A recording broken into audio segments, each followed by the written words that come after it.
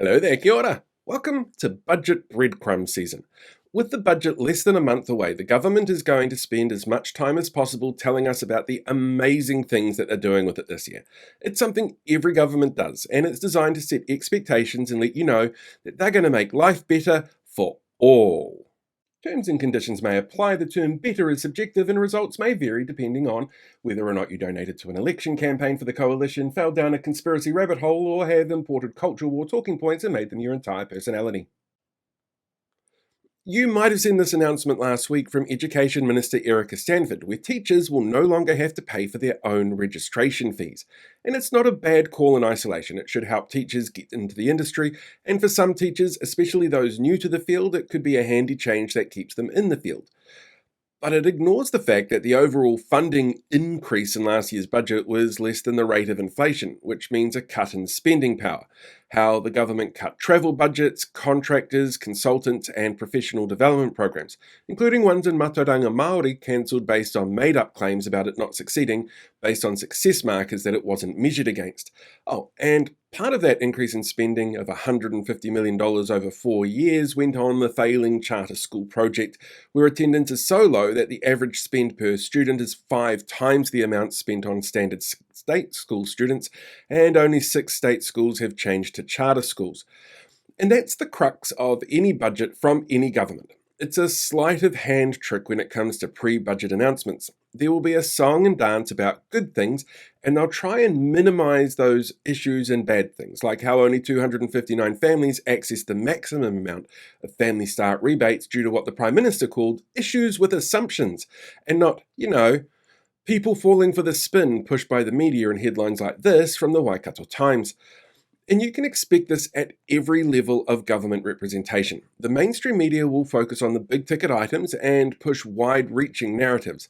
And in an environment where the finance minister has already warned us that she's slashing the operation budget by a third of the amount that she gave to landlords and tax cuts, they will want to play the media to control the narrative as much as possible, which means stories like how the government has quietly reduced the number of ICU beds at the downgraded Dunedin Hospital gets released just before the salaried medical staff go on strike, which will wipe the news about the beds off the front page headlines.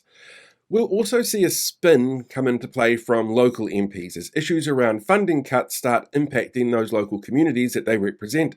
And those communities then ask for answers, and the MPs will tend to deflect. Like Northcote MP Dan Bidios here on the closure of the North Shore Women's Centre due to funding cuts, where he tries to defend the funding cuts. They're closing down after 38 years of services to the community, helping women from all walks of life with a huge range of issues in areas like counselling, legal advice, housing support, and safe spaces for vulnerable women.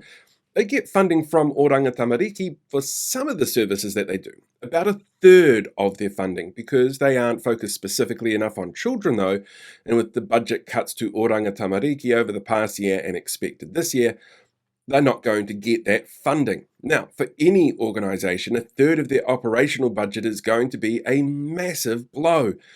But they've also had trouble with funding from other sources because, as the MP says, the economic conditions are tough.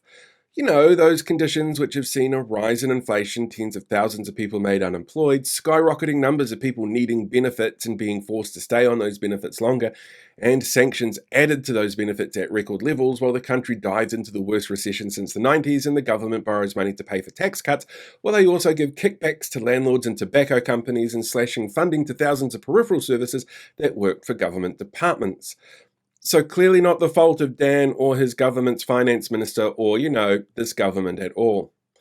So over the next month, keep a close eye on the announcements and deflections. It shows what the real priorities are for the coalition, like how they said that they would find the funding for a massive increase in military spending because they have to, while the Defence Force slashes the amount of staff to pay for last year's tax cuts. So what will be cut this year?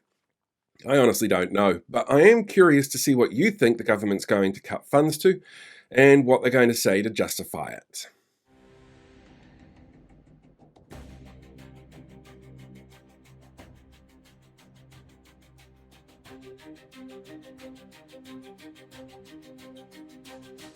Hey, thanks for checking out today's video. Make sure you like, share, subscribe so you get more updates as we go along. We deal with these guys for the rest of the year.